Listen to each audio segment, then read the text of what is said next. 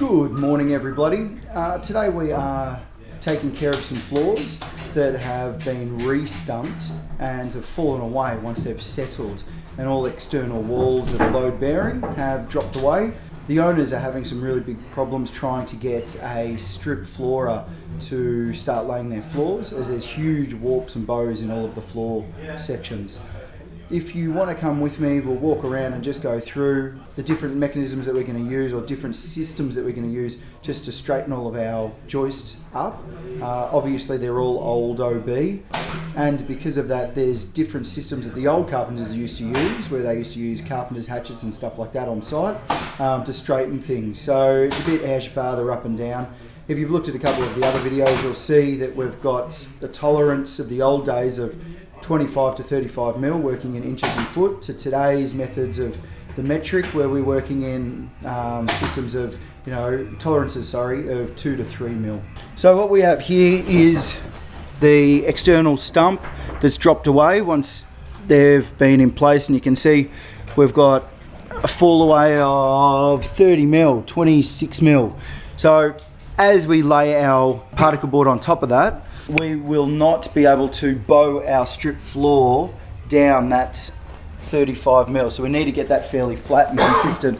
If we run up here, we can see that it's fairly flat and consistent the whole way through.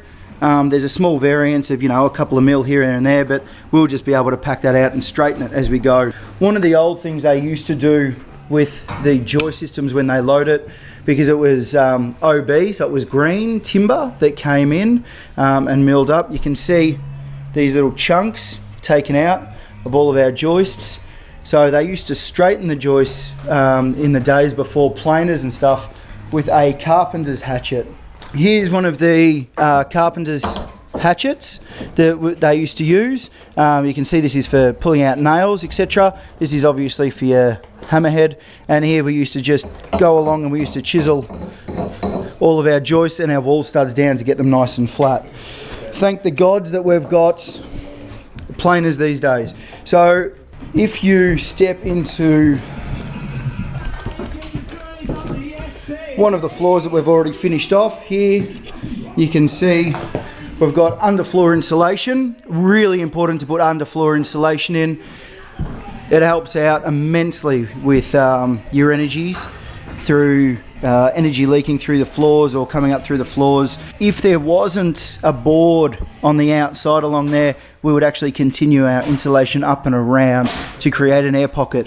The way this happens is it creates an air pocket in between, and it's like a double seal, like a double glazing system. All of these joists have been straightened. You can see that they've been freshly planed down where we need to, and we'll run particle board flooring straight over the top of that.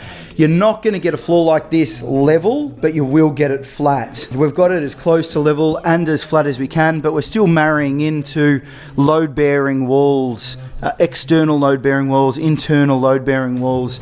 So we need to make sure that we've all got it right. Over here in this room is basically finished as well. We've already got it flat. We've had to double laminate a fair few sections on both sides to stop any twisting and bowing, and it's locked it in. We've also got ties that run from the side of the timber all the way down onto the bearer. That helps making sure that nothing pops up. In some sections we've had to replace with new timbers. Obviously we'll replace those with hardwood timber, not with pine, unless we're going to be cleating. So this is a piece of pine here, MGP10, and what we'll do is we'll glue against this and laminate it to it. So this is for structure and this is just for height, so we can get these floors to marry in nicely. Again, this is for structure here, so we've cut in, we'll put a couple of saddles around these and make sure that that's all nice and holding together tightly. Hope that's helped you out. Any questions or queries, flick them over, I'll answer them best I can. Anybody else out there, any questions or queries, flick them over and I'll have a look at them for you. Thanks for watching, and like always, till next time, stay unreal banana peel, and I'll see you in the soup.